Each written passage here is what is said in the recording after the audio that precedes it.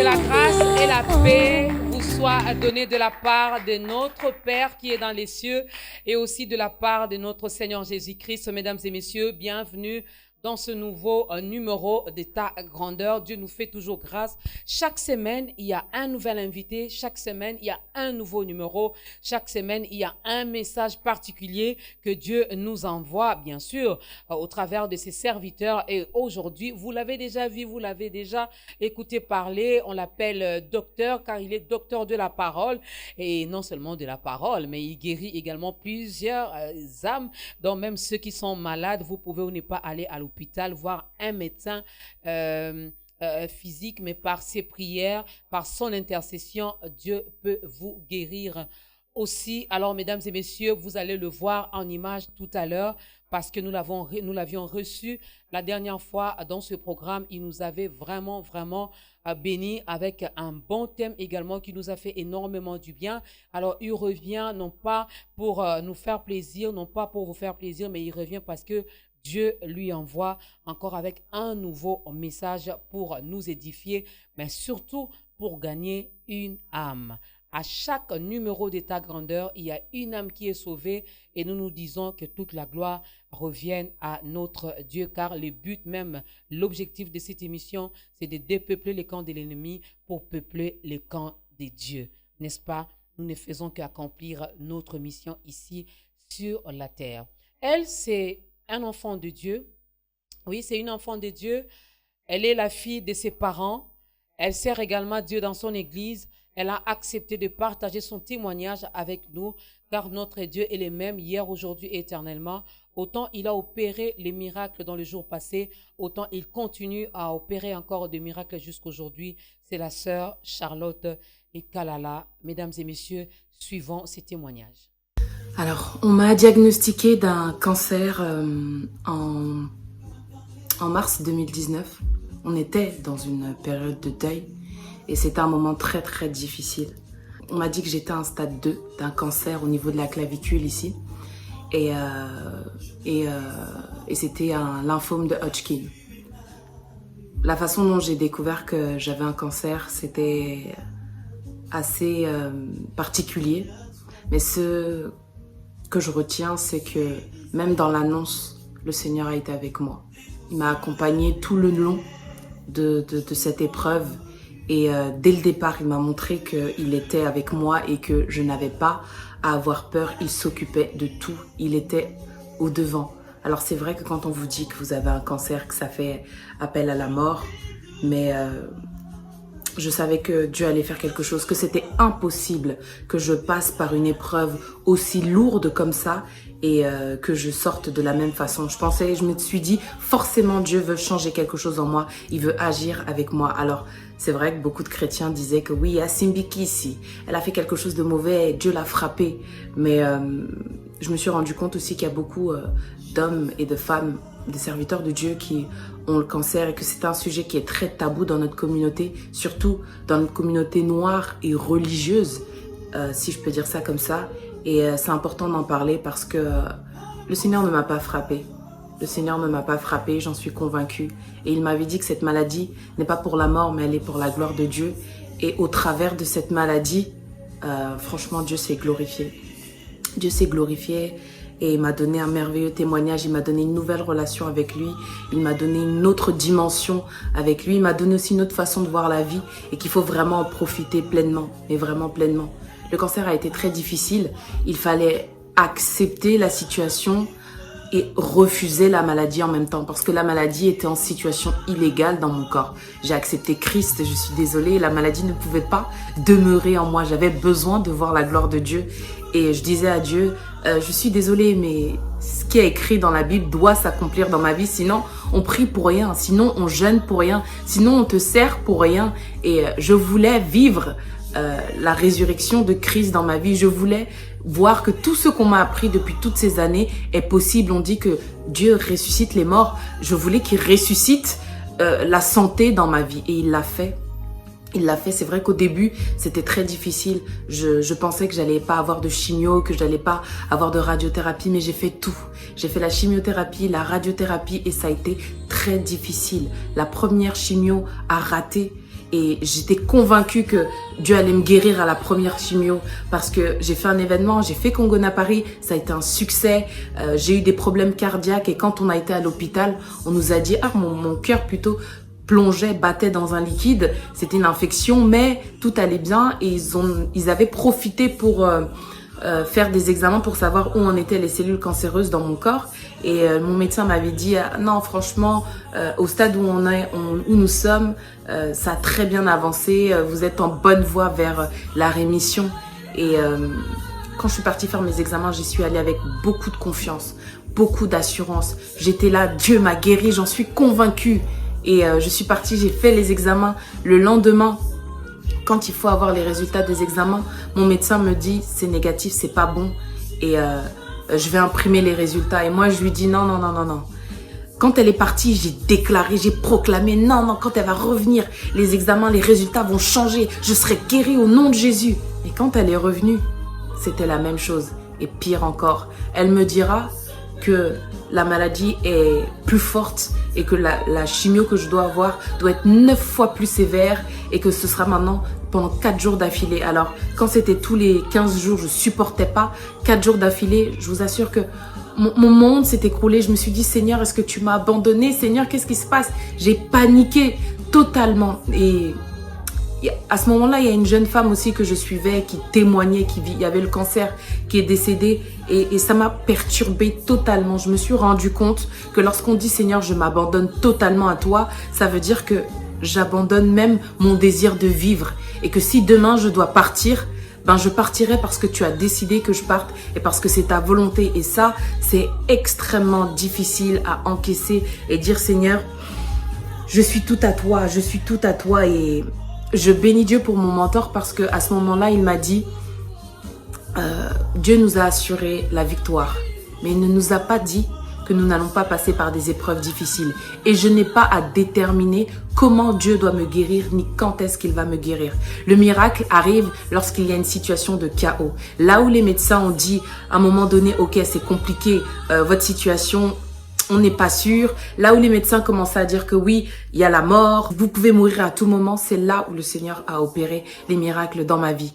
Et c'est vraiment au dernier moment. J'ai vu l'ange de la mort venir me chercher.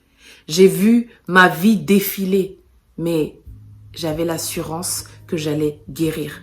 Et quand j'ai déclaré que non, je ne mourrais pas, je vivrais, même si j'accepte que Dieu fasse ce qu'il veut de ma vie, même si je comprenais ce que voulait dire que Dieu est souverain, il fait comme il veut, avec qui il veut, j'ai proclamé que non, je ne mourrais pas et je raconterai les œuvres de l'Éternel. Non, je ne mourrai pas et que mon histoire, mon témoignage, la guérison que Dieu m'accorde sera un témoignage.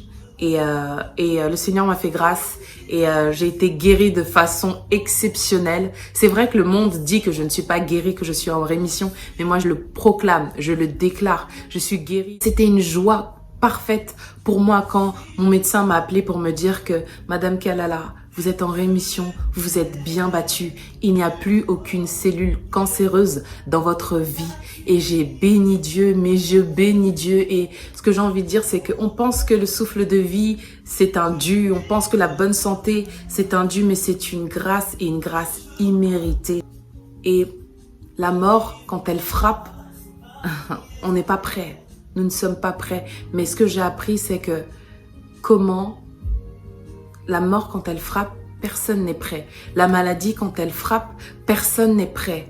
Mais une chose dont je suis sûre, c'est que prêt ou pas prêt, si tu fais entièrement confiance à Dieu, il est capable de faire au-delà de ce que tu peux penser, au-delà de ce que tu peux même imaginer. Il est capable de faire au-delà même de ce que les médecins peuvent dire ou peuvent diagnostiquer ou peuvent même planifier pour ta propre vie. Alors je bénis Dieu parce que oui, j'ai fait une chimiothérapie, j'ai fait la radiothérapie, c'était très dur. Je suis passée dans la vallée de l'ombre de la mort, mais je peux le dire à toutes les personnes qui passent par cette maladie. Je peux le dire à toutes les personnes qui passent par des moments difficiles. Dieu est grand et jusqu'au 21e siècle, il peut faire des miracles et il en fait encore. S'il l'a fait pour moi, je ne le méritais pas. Je ne le méritais pas du tout. Mais il me l'a accordé, donc il peut le faire à n'importe qui. Confiez-vous en l'Éternel. Confiez-vous en l'Éternel et vous verrez sa gloire. Est-ce qu'on peut acclamer Dieu pour ces témoignages, mesdames et messieurs? C'était le témoignage de notre sœur Charlotte Kalala, qui est la sœur de Kassi Kalala, que vous connaissez, qui est également une adoratrice de l'Éternel. Alors, elle avait un cancer, je crois que vous avez écouté le message. Elle a été guérie, pour vous dire que Dieu continue encore à guérir. N'est-ce pas, Dr Louva Ikaola, qui est notre invité? Nous sommes dans la joie de voir que Dieu est vivant. Et il prouve qu'il est vivant en opérant des guérisons. Et comme j'ai toujours l'habitude de dire, qu'il y a des maladies que la science ne pourra pas apporter la guérison. Donc là, c'est vraiment la spécialité de Dieu. Du reste, il y a un nom de Dieu que nous connaissons, Yahweh Rapha, donc l'Éternel, notre guérison. Et quand Dieu continue à guérir comme ça nous pousse encore à le louer, à nous attacher à lui. Alors, hommes de Dieu, ils vous ont vu, ils ont aimé par rapport à nous, aux échos que nous avons eus lors de votre dernier message, dans ce programme, où vous avez à nous parler de ces thèmes. Après la croix, tout ne dépend ni de Dieu, ni du diable, mais de notre foi. De votre côté, il y a eu quand même des témoignages aussi? Oui, nous avons reçu beaucoup de frères et sœurs éparpillés dans le monde parce que l'émission est suivie de manière mondialement. Donc, ils nous ont appelés pour nous encourager et pour nous faire part de leur édification suite à la récente émission que nous avons tournée ensemble avec toi.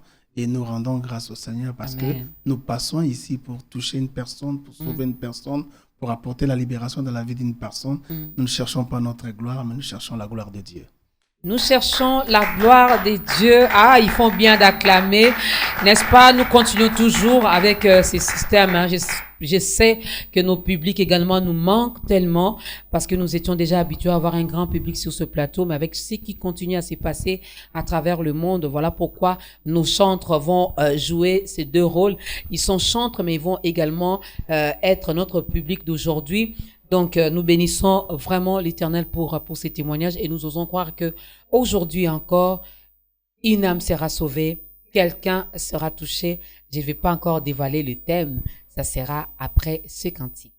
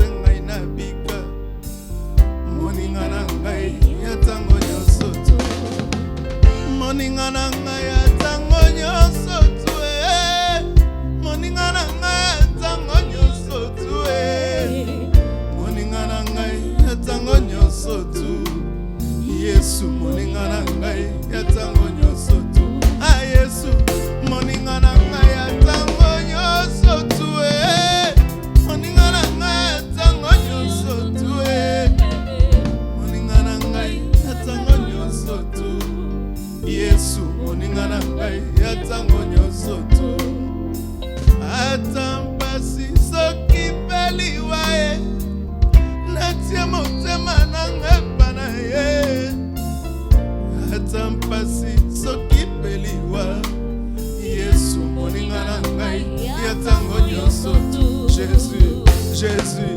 Jésus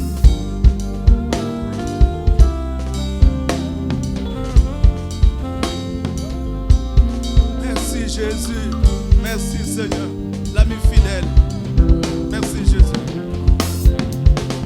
akabolaka na ngai bampasi na ngai asungaka ngai mpona pengwa te alenisaka ngai na maloba na ye akanisaka ngai tango nyonso tu ata nazangi atikaka nga te soki nakwei atelemisaka nga soki nasengi ayanolaka ngai alingaka ngai koleka nyonso tu ata bawangani ngai na fami ata mokili ekomi obwaka nga andima kofanda na motema na ngai po tozalaka na ye tango nyonso tu soki alobi wi nani akoloba no soki alobi no nani akoloba wi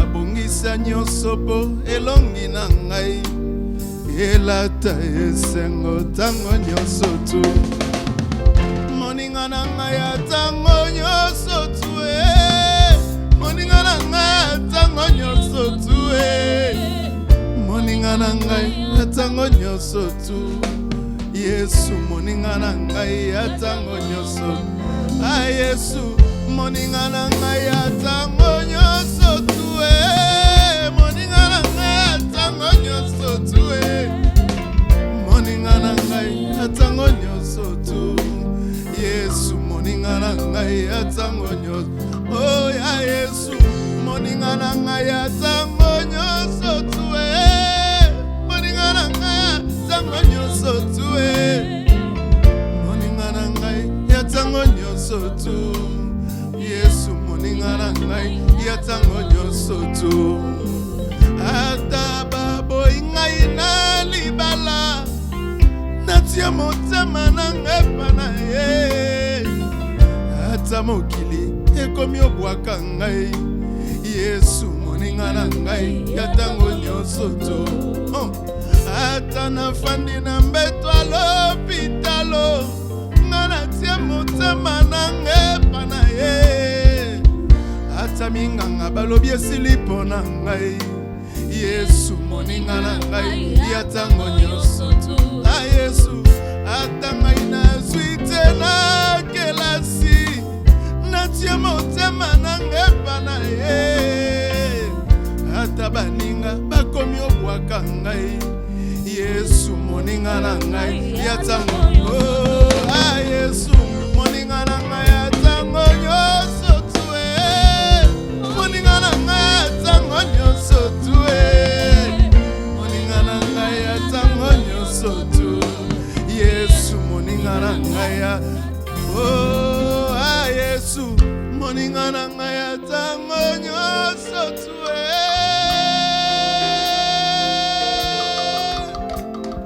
moninga na ngai ya tango nyonso tu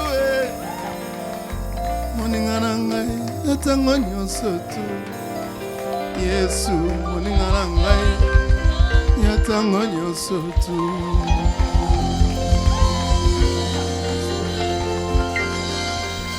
Oui, le seul et le véritable ami, c'est notre Seigneur Jésus-Christ. Comme nous venons de le chanter, il faut essayer. Hein, vous qui avez déjà goûté que le Seigneur est bon, ben restez attachés, mais laissez-nous quand même parler à toutes ces personnes qui sont encore loin de la vérité, qui sont encore loin des dieux, qui sont encore loin de notre Seigneur Jésus-Christ, que Jésus-Christ est bon. C'est le seul ami qui ne trahit jamais. C'est le seul ami qui ne déçoit jamais. C'est la seule personne à qui vous pouvez vraiment, vraiment, vraiment vous confier. Et il sait bien garder le secret. Alors, Docteur Louva Ekaola, mesdames et messieurs, visionnaire de l'église La Porte ou la Bible ouverte. Voilà, j'allais dire la porte ouverte. La Bible ouverte revient encore dans ce programme d'état grandeur pour nous édifier, pour nous exhorter, pour bénir le peuple de Dieu. Alors, je nous demanderai de rester attentifs pour ne pas louper, pour ne pas rater l'essentiel qui sera dit dans ce nouveau numéro. Docteur, vous revenez avec un thème qui nous met vraiment l'eau dans la bouche. J'espère vraiment qu'on aura des réponses par rapport à ces thèmes que nous allons exploiter aujourd'hui. Pourquoi Dieu, d'ailleurs c'est une question mesdames et messieurs, pourquoi Dieu n'a pas tué le diable après sa chute? Et comme texte de référence, nous sommes dans Ésaïe chapitre 14, du verset 12 au verset 14. Homme de Dieu, docteur de la parole, pourquoi ne pas nous trouver un thème plus simple? Moi, je trouve que ce thème ici est simple. Je trouve que le thème ici est simple. C'est aussi un thème actuel parce que en nous approchant de Dieu, nous devons comprendre que Dieu est un Dieu des buts, des desseins et des objectifs. Dieu ne fait rien pour rien. Il reste, Proverbe chapitre 16, verset 4 dit quelque chose de très important. Dieu fait toutes choses pour un but, même les méchants pour le jour du jugement. Donc si les méchants, par rapport à sa méchanceté, atteignent un jugement, c'est parce que Dieu est un Dieu qui fait toutes choses pour un but. Donc, derrière chaque comportement de Dieu, derrière chaque réaction de Dieu, derrière chaque permission de Dieu, derrière chaque tolérance de Dieu, il y a un but que Dieu vise à atteindre. Alors, la question, on la pose directement à Dieu ou on vous la pose, vous avez eu le temps de la poser à Dieu, il vous a donné les raisons. Et, je bénis Dieu direct pour votre réaction, n'est-ce pas? Parce que en fait, toutes les questions que nous avons à poser à Dieu, il a déjà répondu et la réponse se trouve dans la Bible. Ok. Alors, j'espère que vous êtes curieux, comme moi, aujourd'hui, fidèles téléspectateurs de ta grandeur. D'entrée des jeux, on va directement attaquer ce sujet. Hein. Dites-nous, docteur Louva, pourquoi Dieu n'a pas tué les diables après sa chute? Parce que je suis étonné, quand je lis ma Bible, je suis dans Éphésiens chapitre 6, verset 12, on nous dit que nous n'avons pas à lutter contre la chair et les sangs, mais contre les esprits, les dominations, les principautés, au fait contre les diables ainsi que ses acolytes.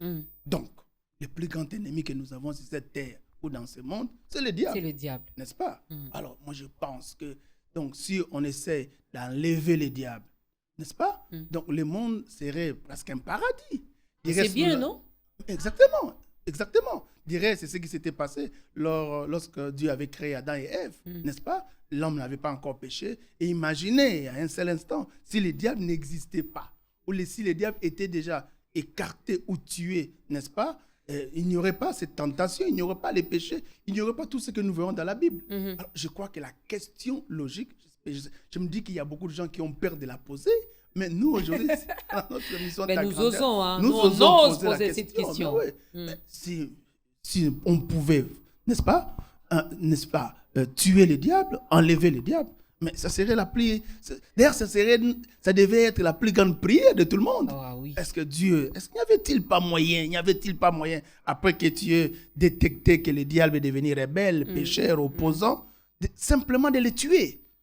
Je crois que ça devait être la plus grande question, la plus grande préoccupation de tout le monde, même des païens, mais de tout le monde. Vraiment, parce que je vois c'est Dieu-là qui a tué, qui a détruit Sodome et Gomorrhe à cause du péché. Donc, il était aussi capable. Donc, je suis en train d'évoluer dans la même logique que la vôtre.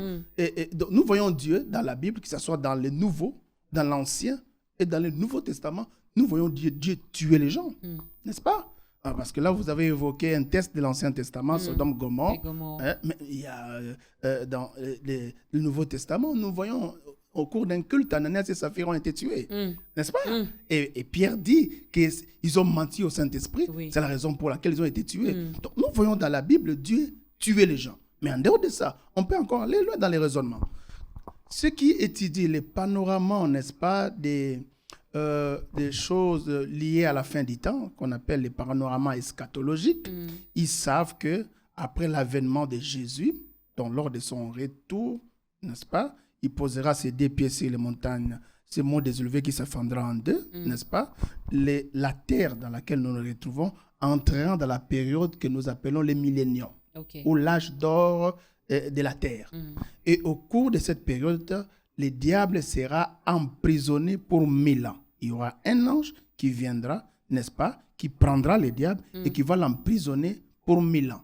Donc, l'humanité passera comme ça 1000 ans sans être tenté, attaqué par le diable, parce qu'il sera emprisonné.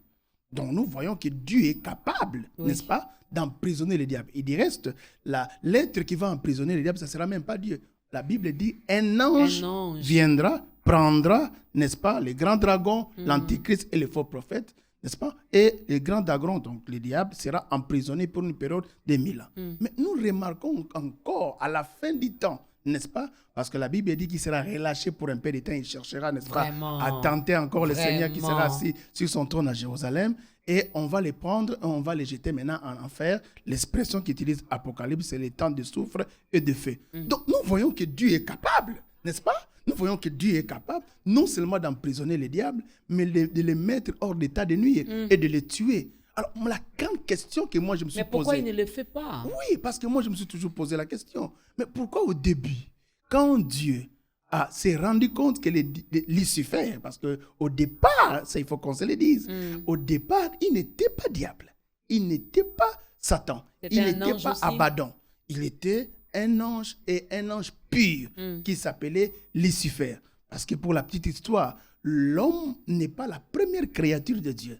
Souvent, nous pensons que l'homme est la première créature de Dieu et nous le remarquerons tout au long de cette émission et nous comprendrons pourquoi est-ce que Dieu a permis que l'homme soit créé. L'homme n'est pas la première créature de Dieu.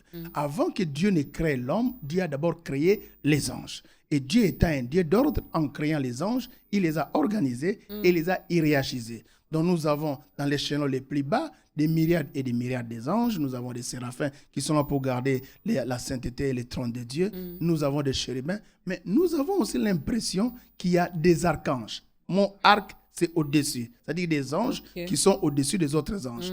Lorsque nous lisons diligemment la Bible, nous nous rendons compte qu'il y a un archange qu'on appelle l'archange Gabriel. Nous nous rendons compte aussi qu'il y a un autre archange qu'on appelle l'archange Michael ou Michel. Mais quand nous lisons encore la Bible de manière approfondie, je suis là en train d'étudier les textes d'Ézéchiel 28 à partir du verset 11 jusqu'à 18 et d'Ésaïe 14 à partir du verset 12 jusqu'à 14.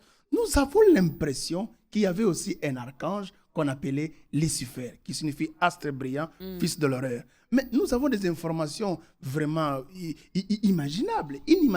Pourquoi? Parce que lorsque Ézéchiel parle, n'est-ce pas, de Lucifer autrefois, avant qu'il ne devienne Satan, Satan qui signifie opposant, la Bible nous donne quelques informations formidables, Par exemple, je prendrai le verset 12 d'Ézéchiel 28, où on nous dit que quand Dieu avait créé, n'est-ce pas, Lucifer, il mettait le sceau à la perfection. C'est pour dire que parmi les œuvres, les créatures de Dieu à l'époque, Lucifer était la plus sublime, la plus merveilleuse. Donc, il mettait le sceau à la perfection. Beaucoup de gens qui n'ont pas compris ces versions ont l'habitude de dire que Lucifer mettait des cachets quand Dieu créait. Non, mettre le sceau à la perfection, ça veut simplement dire les gens qui sont dans les domaines de l'art, ils savent. Oui. Quand vous voyez un artiste mettre le sceau à la perfection, ça veut dire qu'il est en train, n'est-ce pas, de vous montrer la plus sublime de toutes ses œuvres.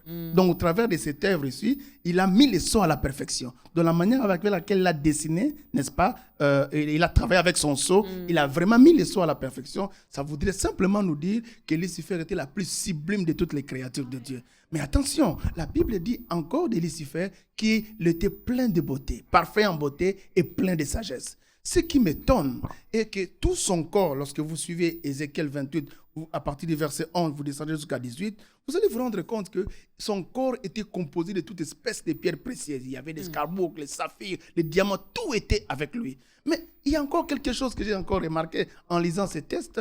La Bible dit qu'il était à l'Éden de Dieu. Dieu l'avait placé à l'Éden de Dieu. Alors je me pose la question, moi je pensais qu'il n'y avait que l'Éden d'Adam. Non, il faut faire la différence entre l'Éden de Dieu et l'Éden d'Adam. Et nous comprenons que l'Éden de Dieu était un jardin minéral, mais l'Éden d'Adam était un jardin botanique. Mais nous remarquons encore, la Bible soulignait quelque chose de très important. La Bible dit que le flûte et le tambourin étaient à ton service depuis le jour où tu fus créé. Alors là, je comprends que pour que Dieu, n'est-ce pas, quand Dieu avait au fait créé Lucifer, il avait déjà réservé des flûtes et des tambourins pour qu'il puisse présider à l'adoration au ciel. Et nous comprenons encore quelque chose encore de très fort.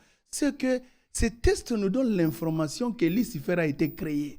Parce que souvent nous avons l'impression, n'est-ce pas? Nous pensons de fois que le diable est l'ennemi de Dieu. Ou le diable, il a été créé par Dieu. Il est co-créateur. Non, il a été créé par Dieu. Il a vraiment été créé par Dieu.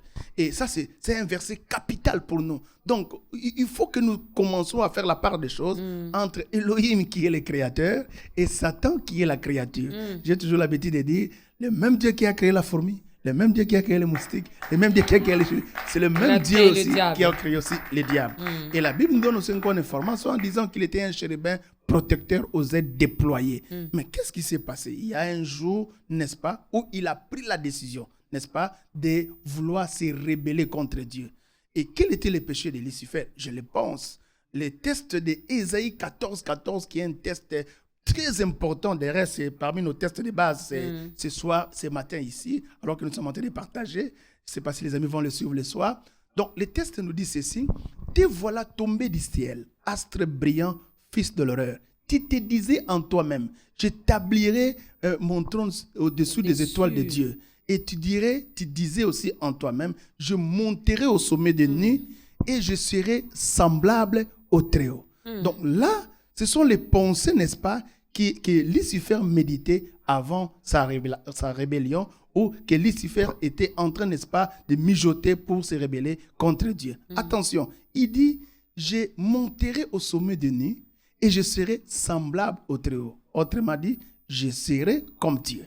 Parce que quand il veut dire, je serai semblable au Très-Haut, semblable à El Elyon, donc je serai comme Dieu, n'est-ce pas? Alors, un être, une créature, n'est-ce pas, qui a en son sein une sagesse, n'est-ce pas, élevée, il ne peut pas se comporter ainsi s'il n'a pas quelque chose derrière. Pourquoi Lucifer voulait être semblable au Très-Haut? Alors, en réfléchissant, moi je crois qu'il avait des objectifs qui le poussaient à vouloir être semblable à Dieu. Le premier objectif de Lucifer qui constitue au fait sa motivation pour devenir semblable au Très-Haut, c'était de recevoir l'adoration comme Dieu. Il sentait qu'il avait tout. Son corps était composé de toute espèce de pierres précieuses. Il était dans les jardins, dans l'Éden de Dieu. Par rapport aux autres, il était vraiment au top. Très élevé. Mais il se disait, il fallait qu'il puisse maintenant là recevoir l'adoration. Deuxième chose, je crois, étant un être qui a été créé avec une certaine sagesse, une sagesse élevée, pourquoi il voulait être semblable à Dieu? Pourquoi il voulait être comme Dieu? Je me dis qu'il voulait aussi dominer comme Dieu. Parce que ne peut dominer que celui qui est Dieu ou que celui qui est semblable à Dieu. Donc je crois que c'est aussi à cause de ces deux raisons, recevoir l'adoration, vouloir dominer comme Dieu, c'est la raison pour laquelle Lucifer a voulu être semblable à Dieu. Vous allez vous rendre compte que même quand il est devenu diable, il est devenu Satan, qu'est-ce qu'il fait? Il reçoit l'adoration, il cherche l'adoration et il cherche la domination. Et moi je pense, c'est à ce moment-là que nous devons maintenant circonscrire la démarche de Lucifer qui, après, n'est-ce pas, sa rébellion, deviendra Satan, l'opposant ou l'adversaire, n'est-ce pas, de Dieu. Donc, c'est dans ce sens-là que nous devons d'abord comprendre les choses qui ont milité, qui ont concouru à la chute de Lucifer qui est loin de nous, en tout cas, loin Satan. de nous, l'idée de faire un peu sa pub, non, loin de nous, l'idée de faire sa promotion. On veut seulement vous aider, mesdames et messieurs, à comprendre. Et dans tout ce que l'homme de Dieu a dit, j'ai retenu une chose, que le diable est aussi une créature. Une créature de Dieu. Il n'a jamais créé quelque chose. Il n'est pas créateur. Non. Donc, il est vraiment comme la fourmi, les Exact. cafards, Ouais, ouais. les geckos, les serpents, les crapauds, la grenouille, je ne sais pas, toutes ces choses que Dieu a créées. Donc, Lucifer fait partie des créatures de Dieu. Exactement. Voilà pourquoi même lors d'un songe ou d'une vision, il m'a fait comprendre, voilà pourquoi il nous combat, parce que nous avons l'ADN de Dieu. Oh. C'est vraiment le terme qu'il a utilisé pour me dire, vous avez l'ADN Donc de Dieu. Dieu s'est révélé à toi. Vous avez l'ADN de Dieu, voilà pourquoi le malin vous combat. Ah, gloire à Dieu. Donc nous sommes plus que lui alors. Alors, donc, c'est là où maintenant je vais en venir. Quand Lucifer s'est révélé à Dieu, il n'était plus Lucifer. Il est devenu Satan, l'opposant, les rebelles, l'adversaire de Dieu. Et imaginez, depuis que Dieu est Dieu, c'est pour la première fois qu'une créature puisse se révéler à lui. Imaginez, depuis que Dieu est Dieu, c'est pour la toute première fois que les péchés viennent salir le trône de la sainteté de Dieu. Alors, je crois que c'est quelque chose qui a choqué, qui a touché Dieu. Le Dieu de la justice devait certainement penser à une sanction, penser à un châtiment par rapport à cette faible créature qui a voulu, n'est-ce pas, s'égaler contre Dieu. Et c'est à ce moment-là, moi je pense, parce que quand je lis le texte de « Puis Dieu dit, faisons l'homme à notre image et à notre ressemblance et qu'il domine », l'expression là « Puis Dieu dit », c'est comme s'il y a eu des choses qui se sont passées avant. Et c'est comme si les gens étaient dans une réunion et maintenant ils sont venus nous livrer, n'est-ce pas, l'option qu'ils ont levée après le débat et délibération de la réunion. Mais qu'est-ce qui s'est exactement passé? Dieu était entré en conseil pour chercher quelle est l'infraction et le châtiment contre cette faible créature qui a osé se rebeller contre Dieu. Alors, il y avait plusieurs options, je suis en train d'imaginer. La première option, c'était que Dieu puisse le combattre pour le punir. Mais vous savez, si Dieu s'hasarde à combattre les diables, ils vont se mettre sur le même ring. Vous savez qu'en termes de boxe, lorsque vous vous mettez sur le même ring avec un adversaire, vous avez le même poids. Donc, Dieu combattre les diables, on dira qu'ils sont le même poids, même si Dieu gagne après. Alors, Dieu ne pouvait pas les combattre. Alors, il y a une option, il fallait envoyer un archange ou un ange pour les combattre. Mais vous savez, les combattre, ce sera une forme de châtiment, de sanction. Envoyer un ange les combattre, ce sont des égaux, n'est-ce pas? Ça ne sera pas une forme d'humiliation pour la personne qui a osé, n'est-ce pas, toucher à la grandeur de Dieu. Alors, Dieu s'est certainement dit, il faut que je puisse créer une créature très faible. Parce que vous savez, pour humilier quelqu'un, n'est-ce pas, qui s'oppose à toi, il faut chercher quelqu'un qui est plus faible que toi et que cette personne-là puisse les combattre. Et si la personne les bat, alors vous comprenez comment la personne va commencer maintenant à comprendre votre grandeur. C'est un peu ce qui s'est passé avec Goliath. Vous voyez? Pourquoi on parle tant de la victoire de David sur Goliath? Parce que David est plus faible que Goliath. Et c'est comme ça que Dieu aime faire les choses. Il prend quelqu'un, une créature, un personnage très faible et qui combat la personne que certaines personnes pensent être plus fort. Et c'est comme ça que Dieu révèle sa grandeur et diminue, n'est-ce pas, la personne. Donc Dieu avait imaginé à l'époque créer une créature faible, n'est-ce pas, dans sa composition et dans sa configuration que Lucifer ou que Satan, mais amener la créature à la dimension de son image et à la dimension de sa ressemblance. Mais l'idée de Dieu depuis toujours, ce n'était pas de tuer les diables. Ça n'a jamais été de tuer les diables. L'idée de Dieu, c'était de l'humilier, de les ridiculiser et de rendre cette humiliation le plus longtemps possible. Et ce n'est qu'à la fin que Dieu va l'exterminer et Dieu va les mettre hors d'état de nuire. Dieu n'a jamais eu l'idée de tuer les diables. Il a toujours eu l'idée de les ridiculiser. Dieu s'est dit, en créant une créature faible, excusez-moi la tautologie, qui aura comme mission d'humilier et de ridiculiser les diables comprenant maintenant la puissance et la force que j'ai. Et ça permettra aussi aux autres créatures qui viendront après de ne pas oser, n'est-ce pas, de toucher à la grandeur et à la puissance de Dieu. Mais est-ce qu'il a réussi cela de nos jours, au lieu que l'homme humilie ou au lieu que les malins se sentent humiliés, ben c'est lui qui continue à humilier l'homme. Moi, je crois qu'il a réussi parce que vous allez vous rendre compte. Satan, il n'est plus Lucifer, il est Satan. Il descend, il est parachuté sur la terre. Vous savez, la personne qui est l'être qui les chasse du ciel, c'est l'archange Michael. Mais attention, quand l'archange Michael les chasse du ciel, Lucifer devient qui? il devient résident de la terre.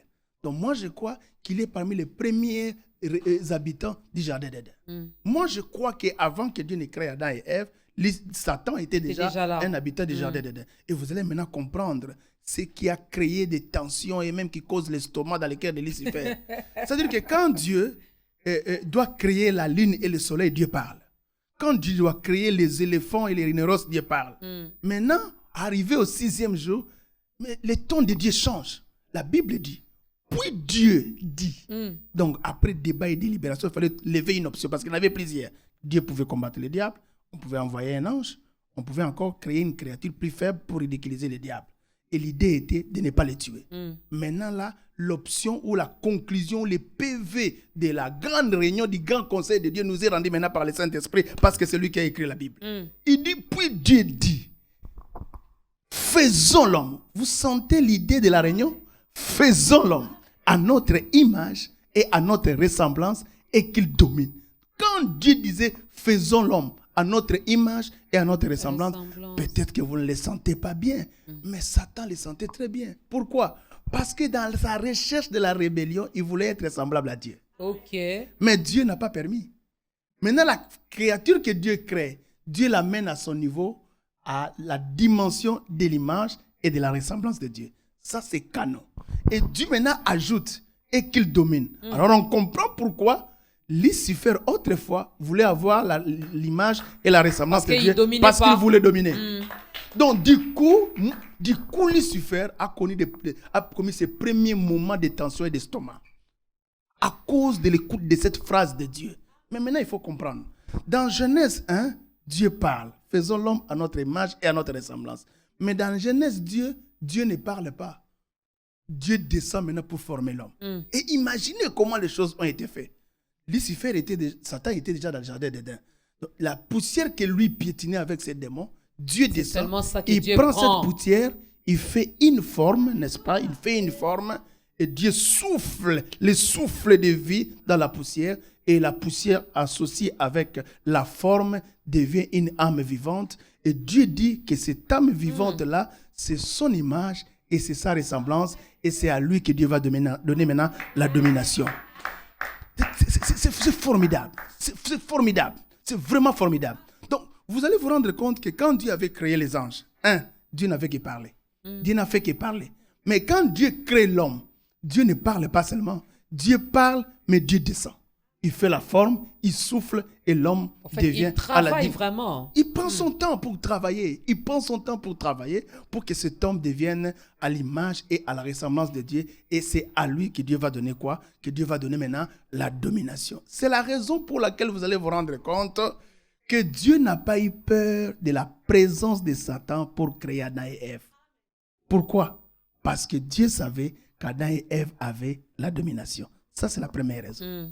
La deuxième raison, nous avons remarqué quand Satan vient tenter Jésus au désert dans Matthieu 4 et dans Luc 4, il se présente comme Satan. Mais quand il vient tenter Adam et Ève, il ne se présente pas comme Satan. Il s'infiltre chez le serpent. Mais pourquoi s'infiltrer chez le serpent? Je crois qu'il avait peur. Il avait peur. Parce que tout le monde le sait aujourd'hui. Quand un homme rencontre un animal sauvage dans la forêt, c'est l'animal sauvage qui fuit. Demandez à tous les chasseurs, ils vous diront. Quand un homme rencontre un animal sauvage dans la forêt, la plupart des cas, c'est l'animal sauvage qui fuit. Parce que Adam et Ève, avant le péché, avaient été revêtus d'une gloire et d'une puissance que vous ne pouvez pas imaginer. Et Satan avait vu ça. C'est comme ça qu'il s'est infiltré chez les serpents pour venir tenter Adam et Ève. Mais déjà à partir de là, il y a un premier élément qu'on doit garder à l'esprit parce qu'on va évoluer. L'homme est la stratégie de Dieu pour humilier les diables. L'homme est l'instrument de Dieu pour diminuer les diables. L'homme est la méthode que Dieu a utilisée pour ridiculiser les diables. C'est la raison pour laquelle Dieu n'a pas eu peur du diable pour créer Adam et Ève et pour leur donner la domination. On va y revenir. L'homme est l'instrument créé par Dieu pour dominer, humilier le diable. Je vais revenir sur cette question, mesdames et messieurs. Le diable qui a été précipité sur la terre. Il est le prince de ce monde. Alors l'homme également vit sur la terre. Il vit également avec le malin parce que le malin, il est quelque part, il rôde, il fait toujours des tours et des tours et des tours, des va-et-vient. Finalement, il cherche les voies et moyens pour détourner notre regard. On va y revenir. Apparemment, il y a un problème, un petit souci d'identité. C'est comme si l'homme, jusqu'aujourd'hui, n'arrive pas à comprendre qui il est et pourquoi il a été créé. Ça sera après cette chanson.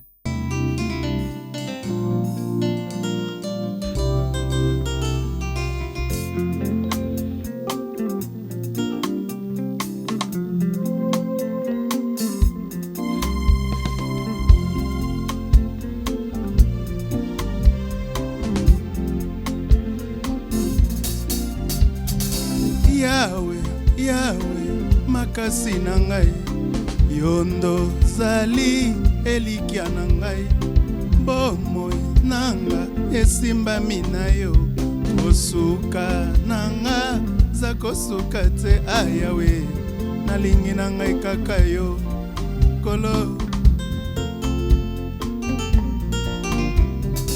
Yahweh, lolendo na ngai, yondo za sije ya balouange na ngai, lisekwa ya baye nyonso bakufa, lobiko ya baoyo nyonso bazanga Yahweh, nalingi na ngai kaka yo kolo. Espoir asuka vinanga na mokilo eza yo olozali elombewa kwesa makate, natika nyonso na mokili nga nalanda yo yondo zali moboko esimba kondima na ngai Yahweh, awa nga nayebi yo Yahweh, nakobanga na ngeloko te Yahweh, ndozabika mwananga kolo.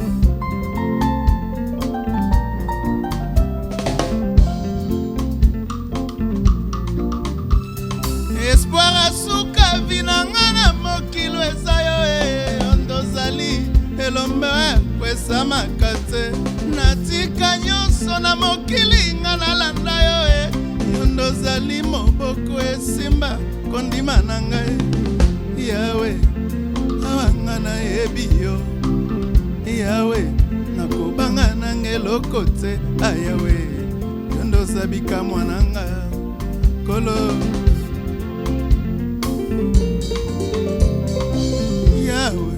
Yahweh, monene na ngai, malgré moke akondima na ngai, oyo nyonso atalelaka yo, azongaka maboko pamba te Yahweh, naluki na ngepa na yo kolo.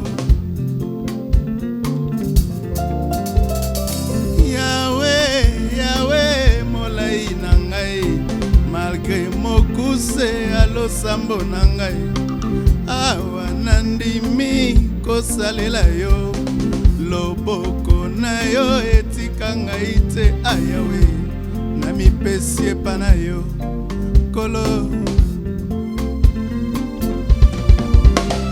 Espoir asuka vinanga na mokilo eza yo kolo zali elombe ya kwesa makate, nga natika nyonso na mokili nga nalanda yo yondo zali mboko esimba kondima na ngai Yahweh, awa nga nayebi yo Yahweh, nakobanga na ngeloko te Yahweh, yondo zabika mwananga kolo. Kolo zali esika natia motema, kolo zali ekuke na yaka kobeta, kolo zali nzembo na ngai ya bafeti, kolo zali nzeto na yaka kopema, kolo zali oya kotelaka ngai, kolo zali esika na vandisa elikia, kolo zali oya longola ngai kobanga, kolo zali oya pesaka makasi, kolo zali mofungoli ya banzela na ngai, kolozali esika na vandisa kondima yawe yondo zabika mwananga kolo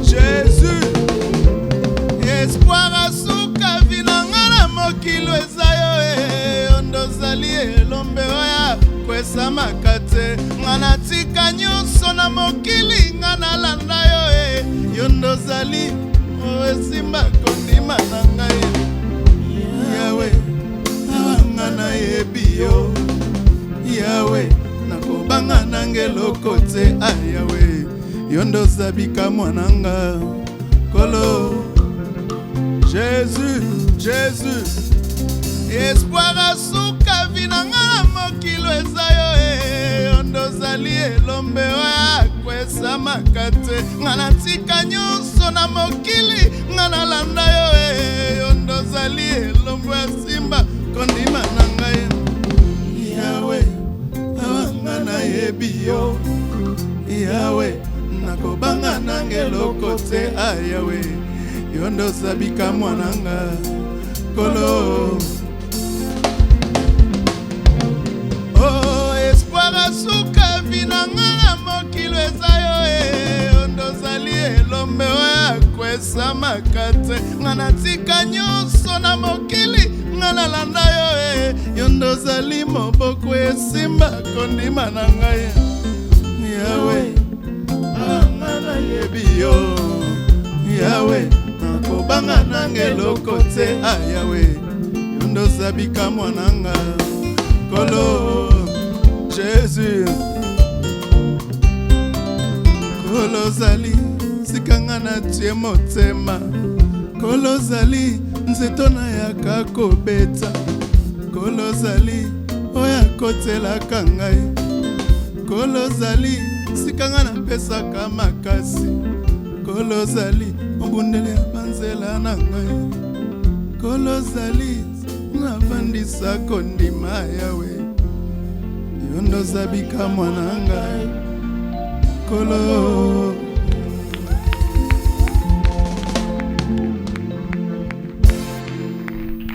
Nous avons tout laissé, nous avons tout abandonné pour suivre notre Seigneur Jésus-Christ. Alors nous vous donnerons également l'occasion, vous qui êtes encore loin de la vérité qui est le Seigneur Jésus-Christ, à donner également votre vie à Christ. Le moment sera venu, on vous fera donc signe finalement d'entrer dans la grande famille des enfants de Dieu. Mais pour l'instant, je reviens à l'homme de Dieu, le docteur Louva Ekaola de l'église La Bible Ouverte, qui est notre invité aujourd'hui, et nous nous posons la question de savoir pourquoi Dieu n'a pas tué le diable après sa chute.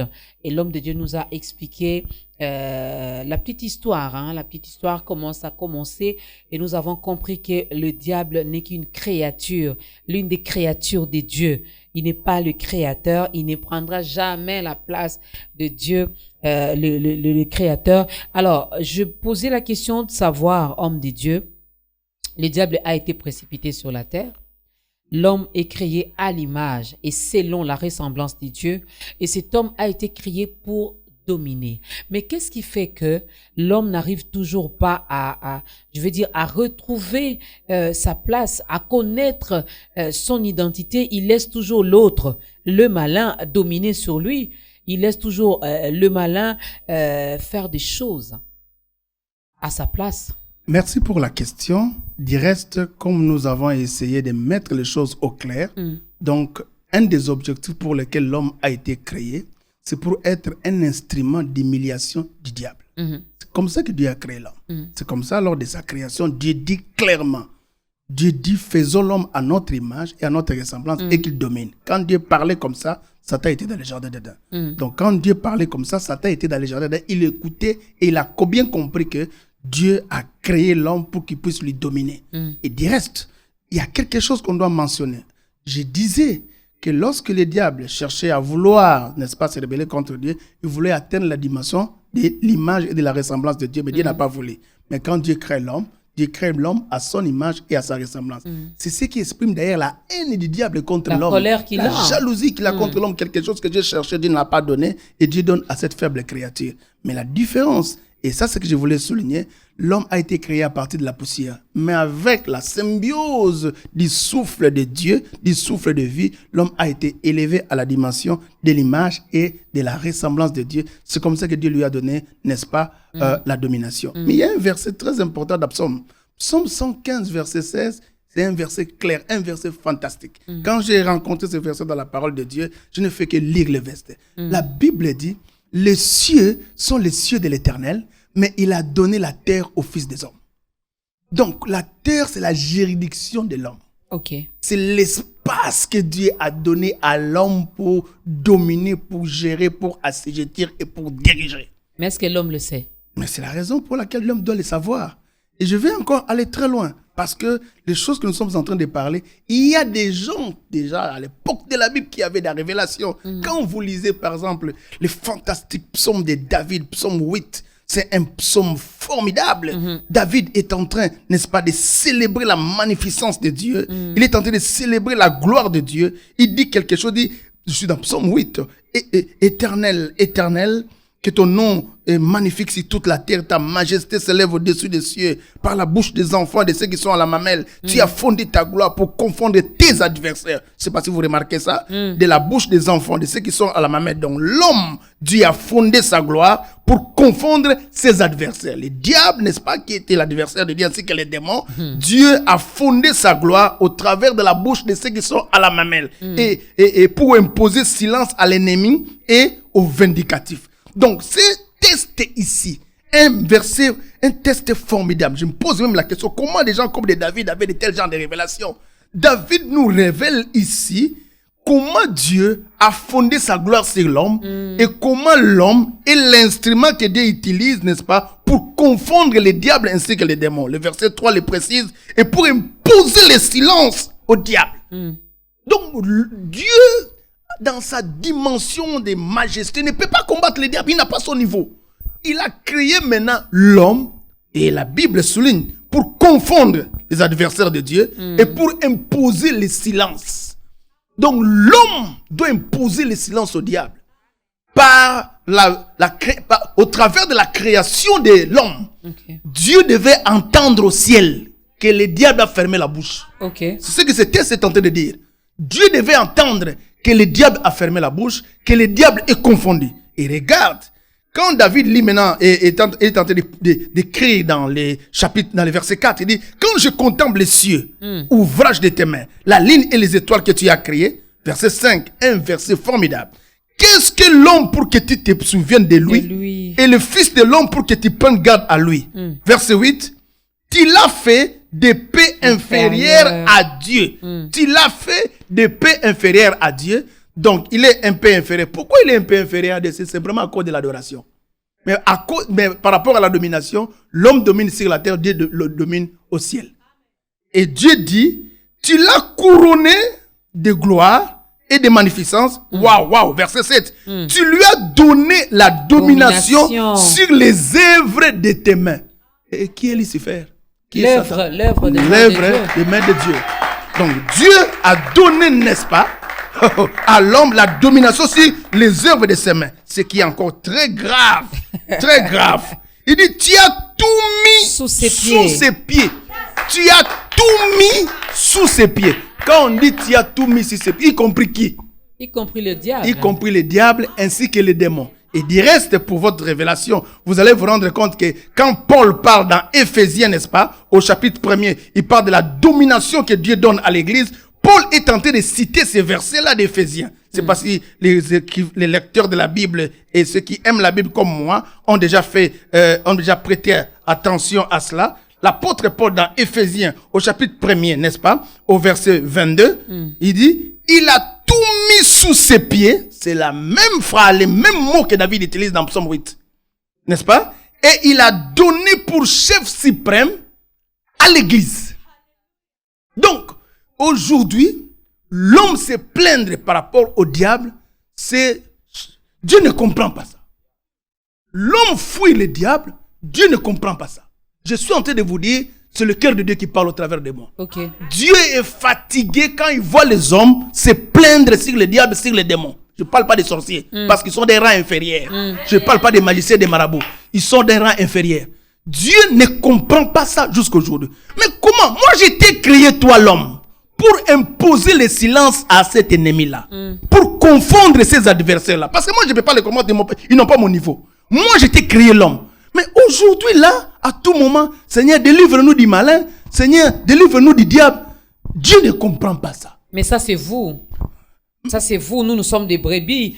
Nous sommes dans vos différentes bergeries. Vous êtes les docteurs de la parole, pasteurs, évangélistes, prophètes, apôtres, j'en passe. Vous avez tellement élevé le diable. Vous avez tellement fait sa promotion dans nos différents cultes. Voilà pourquoi on a peur. Même quand on voit les cafards passer, on dit ça, c'est le diable qui s'est incarné dans les cafards.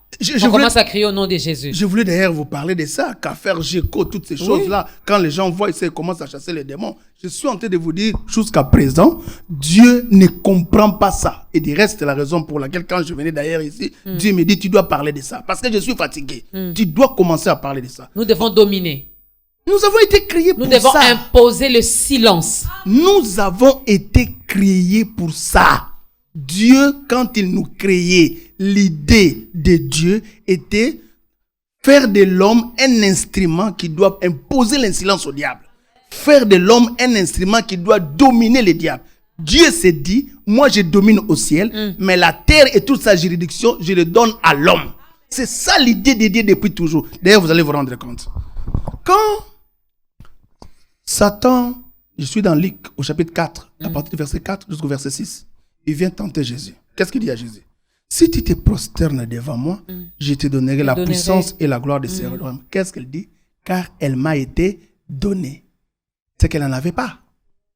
Ok. Mais oui, quand lui-même précise que cette puissance-là lui a été donnée, et elle le donne à qui il veut, c'est qu'elle n'en avait pas. Alors nous devons nous poser la question. Qui lui a donné ça? Alors quand nous rentrons maintenant dans la Bible, nous comprenons.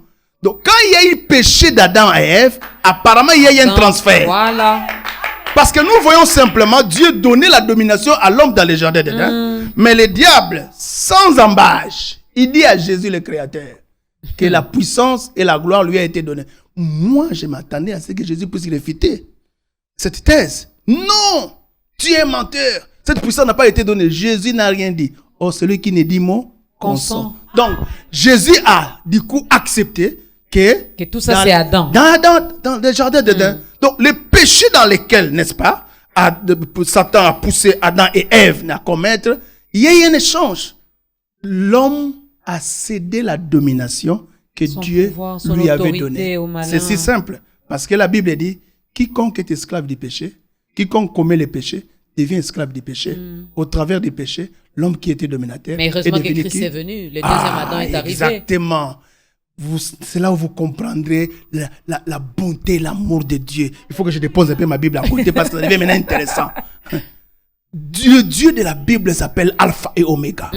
Quand il commence quelque chose, il ne s'arrête pas en cours de chemin. J'aime l'appeler Abandarabi Tumbati Karate. Donc, comme il avait l'idée que l'homme puisse dominer, même si le diable, le menteur, le diable, l'escroc, est venu tromper Adam et Ève. Il a volé. Il a volé ce qu'elle n'avait pas parce qu'il a avoué. Il dit, je te donnerai cette puissance, cette gloire parce qu'elle m'a été donnée, ce qu'elle n'en avait pas. C'est qu'elle a volé ça, c'est qu'il a volé ça quelque part. Mais Dieu a dit, mon intention initiale, originale, je ne vais pas m'arrêter. Je vais poursuivre ça jusqu'au bout. Mais, vous savez, déjà dans les jardins de Dieu promet, dans Genèse 3, au verset 15, je mettrai une inimitié entre la femme et le serpent. Pourquoi? Parce que dans les jardins d'Éden, il y a quelque chose que Dieu n'avait pas fait. Dieu n'avait pas précisé à Adam que Satan était l'ennemi. C'est comme ça Satan, par la sournagerie, l'ennemi était également avec vous dans les jardins. Exactement. Mais Dieu dit, il faut que je précise maintenant les choses.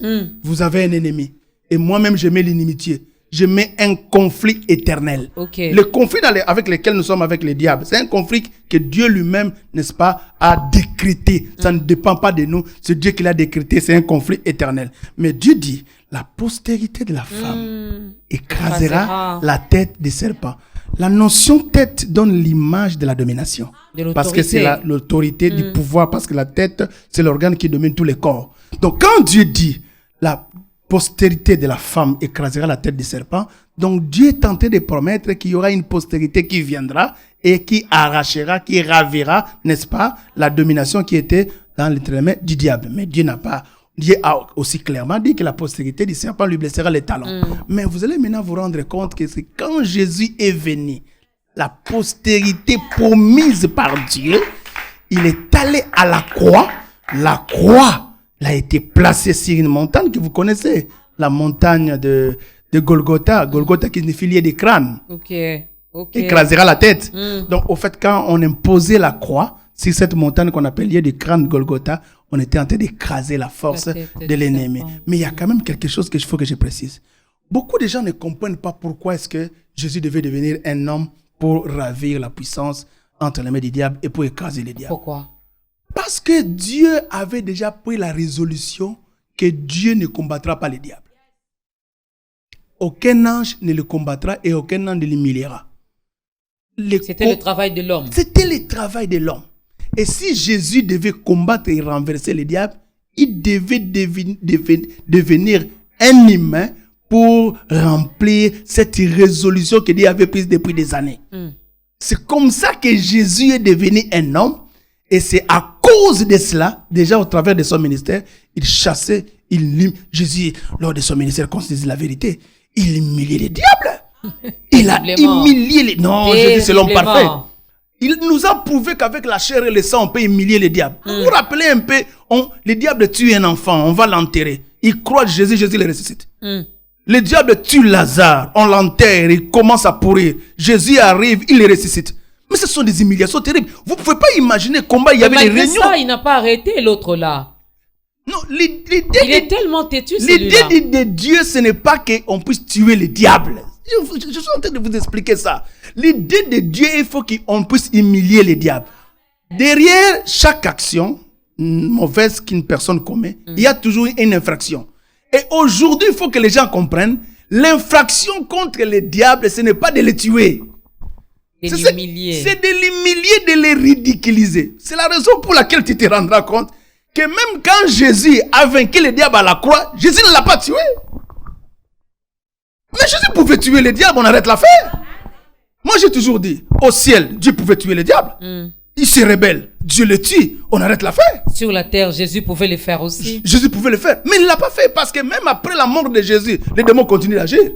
C'est parce que l'idée originelle de Dieu, ce n'est pas de tuer les diables. L'idée originelle de Dieu, c'est de l'humilier. Et l'agent d'humiliation du diable, c'est l'homme. Et quand le diable a commis l'erreur d'amener l'homme dans les péchés pour qu'il puisse dominer l'homme, Dieu a vêtu la chair parce qu'il fallait qu'il soit un homme pour renverser et détruire les diables. Docteur, moi je veux bien que nous puissions aider cette personne. Alors en tant qu'homme, en tant qu'enfant de Dieu, en tant que chrétien, comment peut-on arriver à humilier le malin? Christ l'a fait. Chose que nous, peut-être, nous n'arrivons plus à les faire. Je vais prendre le cas des hommes de Dieu. Loin de moi l'idée de vous critiquer. Vous, pour humilier le diable ou pour continuer à faire ce que Christ avait fait.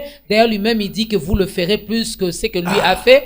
Vous continuez à prendre les manques qu'il y en a. Donc, vous commencez à les mélanger avec notre Dieu. Là, vous êtes d'accord avec moi que l'humiliation que le diable a vécue face à Jésus doivent être encore plus gravissantes après Jésus.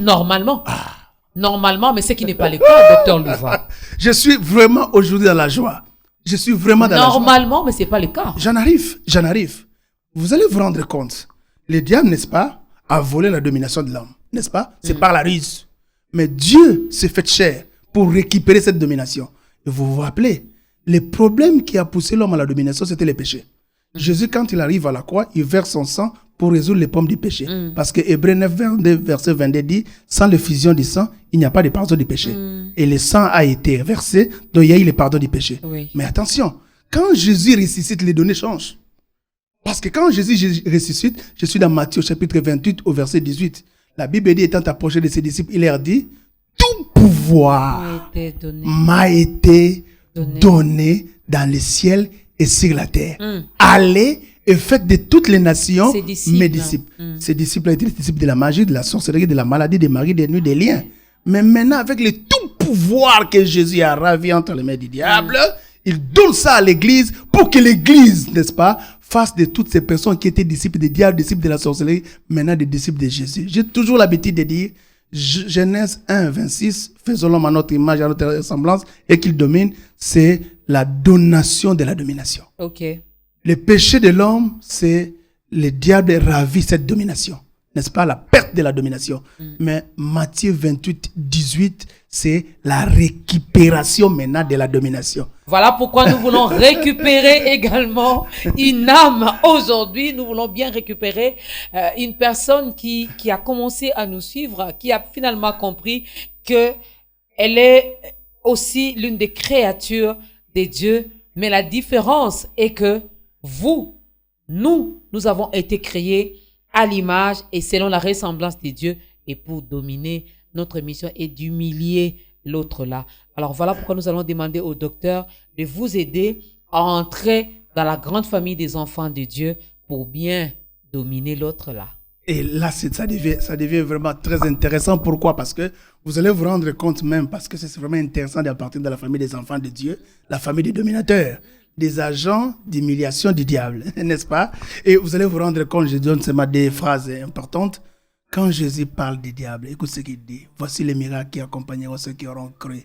À mon nom, qu'est-ce qu'ils feront? Ils chasseront. On les chasse comme un chien. Ça, c'est une façon de l'humilier.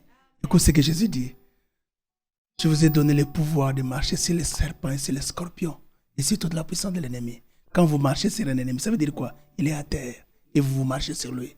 Des phrases qui donnent l'impression de la grande domination. Éphésiens dit, Galates dit, Colossiens dit, il les a dépouillés. Il nous a mis au-dessus de lui. Celui qui est à nous est plus grand que ceux qui sont dans le monde. La vie d'un véritable enfant de Dieu, ce serait d'humilier, de ridiculiser les diables. Chaque matin, c'est ça notre rôle, de l'humilier, de les ridiculiser. C'est la raison pour laquelle Dieu n'a pas tué les diables. Les jours que nous serons enlevés, Dieu va les prendre, il va les mettre dans l'enfer parce qu'il n'y aura personne pour les dominer. Donc, ceux qui n'ont pas encore reçu Jésus, ça c'est la meilleure des nouvelles. Le salut n'est pas seulement le pardon du péché, mais le salut fait de toi l'agent que Dieu utilise pour humilier les diables. L'agent que Dieu utilise pour humilier la sorcellerie dans ta famille. L'agent que Dieu utilise pour humilier la magie dans ta famille. Plus question de se plaindre. Celui qui est en nous est plus grand que ceux qui sont dans le monde. Quand tu comprends cela, tu te dis, je serai dans la joie d'appartenir dans la famille des enfants de Dieu, la famille des dominateurs, la famille de ceux qui ont le pouvoir, la famille de ceux qui règnent sur le péché, sur la maladie, sur l'impudicité, sur l'alcool, sur toutes les mauvaises choses, sur tous les maris d'ennemis, femmes d'ennemis, tous ces liens démoniaques. Quand tu es du côté de Dieu, tu es du côté des dominateurs. Et c'est la raison pour laquelle j'aimerais demander à un frère, à une sœur, à un papa, à une maman qui nous regarde en ce net moment, que c'est le moment de faire ce choix, de prendre cette décision, d'accepter Jésus comme Seigneur et Sauveur, de l'accepter comme Seigneur et Sauveur. Je l'ai fait un jour, et ça fait aujourd'hui plus de 28 ou 29 ans que je continue à marcher avec lui. Malgré les problèmes, les difficultés, mais je suis dans la famille des dominateurs et je domine. Prends cette décision en ce moment où tu es en train de nous suivre. C'est réellement, c'est ton choix aussi aujourd'hui. C'est parce que je veux que ce soit ton choix. Répète ces simples paroles après moi. Seigneur Jésus, j'ai écouté ta parole et j'ai compris que tous ont péché et sont privés de la gloire de Dieu. Et ces péchés m'a amené à une vie de servitude et d'esclavage. Et j'ai encore compris que le salaire du péché, c'est la mort. Le salaire du péché, c'est la perte. Mais j'ai encore compris que tu as envoyé ton Fils mourir à la croix pour me donner la vie éternelle et faire de moi un dominateur. En vertu de cela, je prends la décision de t'accepter comme Seigneur et Sauveur et de te suivre jusqu'à la fin de mes jours. Je prends cette décision de ne plus jamais te lâcher, de ne plus jamais abandonner. Merci Seigneur d'entrer dans mon cœur. Et merci Seigneur de faire de moi ton enfant. Parce que la décision que j'ai prise, je ne retournerai pas en arrière. Amen.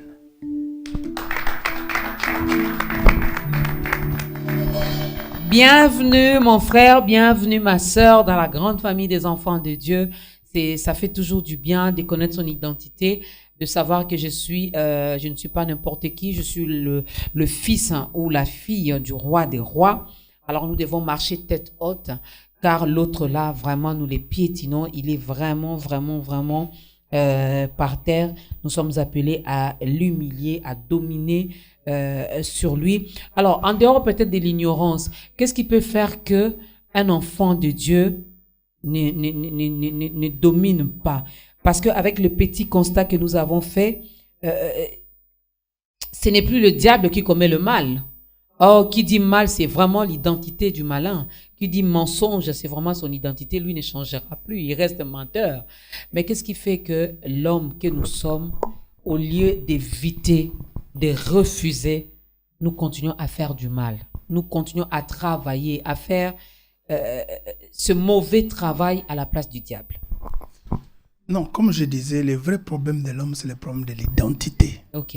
Vous voyez, quand le diable attend Jésus à la montagne, au désert, il dit à Jésus, si tu es fils de Dieu, le diable attaque l'identité. Beaucoup de gens ne savent pas ce qu'ils sont devenus. C'est pourquoi moi je dis, pourquoi parler toujours des enfants de Dieu, de ce qu'ils étaient, au lieu de leur parler de ce qu'ils sont devenus?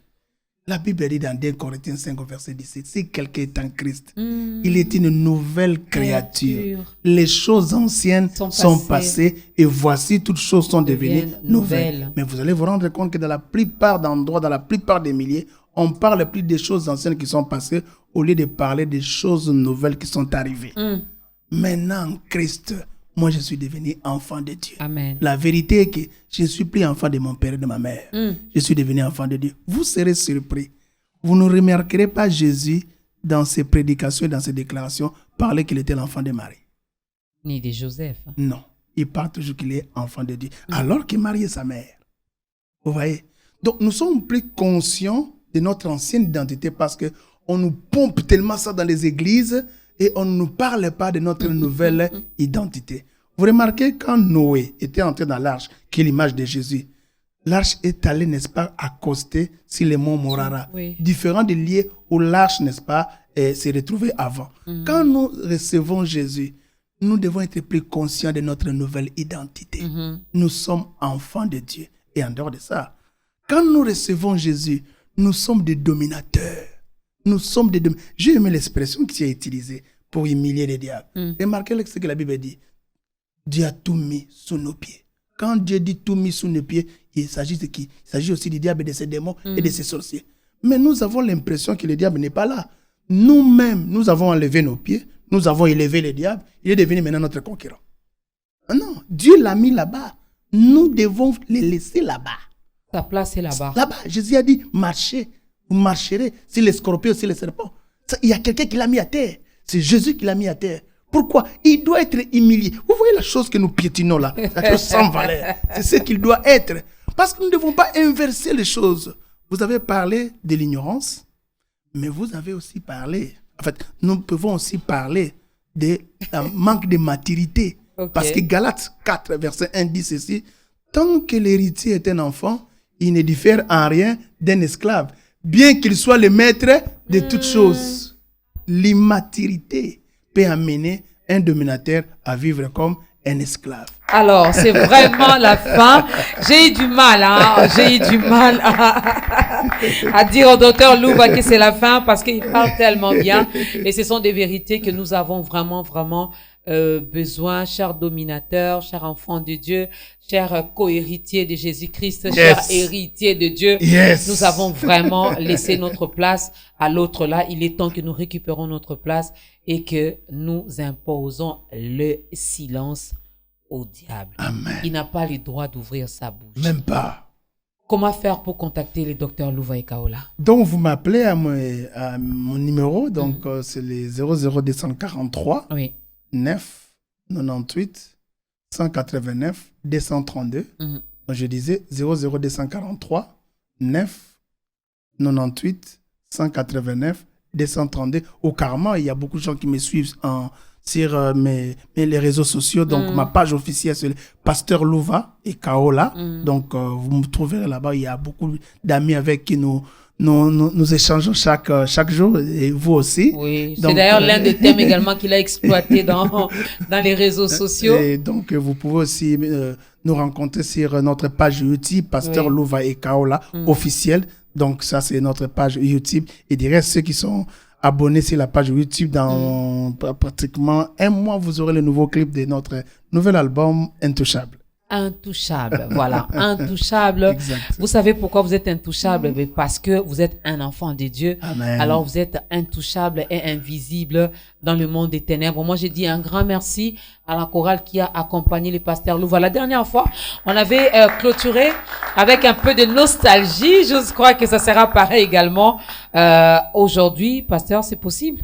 Je crois qu'ils vont... Une chanson nostalgique pour réveiller un peu notre mémoire. Ce sera une très grande surprise, mais je leur demanderai de chanter dans docilité. Ok. Alors, merci également à la grande équipe de Ta Grandeur. Merci à vous, fidèles téléspectateurs de ce programme Ta Grandeur, mais aussi merci à nos chers auditeurs, ceux qui auront la grâce, l'occasion d'écouter également cette émission sur la 87.8 MHz. Mais ça n'est fini. Retenez je vous ravais pas la parole juste pour saluer tous les amis qui sont derrière, ici, qui travaillent. Je sais pas citer les noms parce que je connais pas les noms de tout le monde, mais je connais très bien. Donc, sinon, vous allez citer les uns et oublier les autres. La première personne que je risque d'oublier, c'est Papa John. Donc, vraiment, que Dieu vous bénisse. Et je profite de cette occasion aussi pour souhaiter bon anniversaire à un grand ami qui habite aux États-Unis, la porte Némi Mabengi, à Seattle. Que Dieu te bénisse et bon anniversaire. Voilà. Alors, ça n'est vraiment fini. Lèvons-nous. Faites également la même chose chez vous à la maison. Lèvons-nous. Nous allons écouter la courte prière que va faire l'homme de Dieu, car nous commençons toujours ce programme avec la prière et nous voulons bien la clôturer. Il faut pas appeler Oméga si tu n'avais pas commencé avec lui comme Alpha, n'est-ce pas? Alors, nous allons prier et nous allons danser. D'ici là, portez-vous bien et bonne suite de programme sur B1 Télévision et aussi B1 FM. Que notre Dieu vous bénisse. Prince de paix, nous te rendons grâce. Tu as été merveilleux parce que ta présence nous a fait du bien. Merci Seigneur pour les amis qui nous suivent à la maison. Tu es Prince de paix, donne la paix. Donne la paix à beaucoup de familles, à beaucoup de foyers, à beaucoup d'enfants, même aux enfants de Dieu. Et donne la paix à notre chère patrie, la RDC, à notre pays. Nous voulons que ton shalom, Seigneur, puisse régner en ce lieu. Parce que nous avons dit, Jésus-Christ est le roi de ces pays.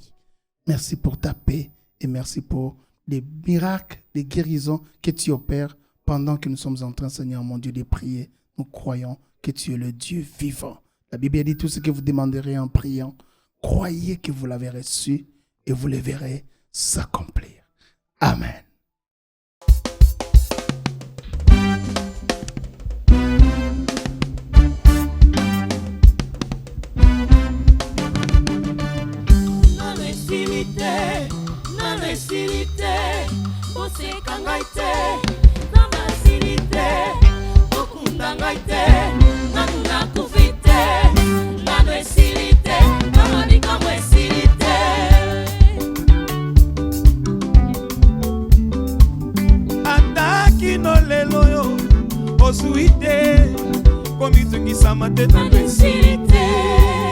Atabasombi bandako kobanga te kotika nzambe te na besite ataki no lelo yo obalite mwana nelaka na besite nzambe na bika mwa alalite maboko na ye na nelembi te oye alakaka kokisaka ngo nzambe na ye azali moko kisia bandoto oyo mokili eboya kondima bandoto na yo nyonso ekokokisama na mesilite poseka ngai te na mesilite pokota ngai te nanu nakufi te na mesilite nanga bikamo esilite Nzambe mosungi nanga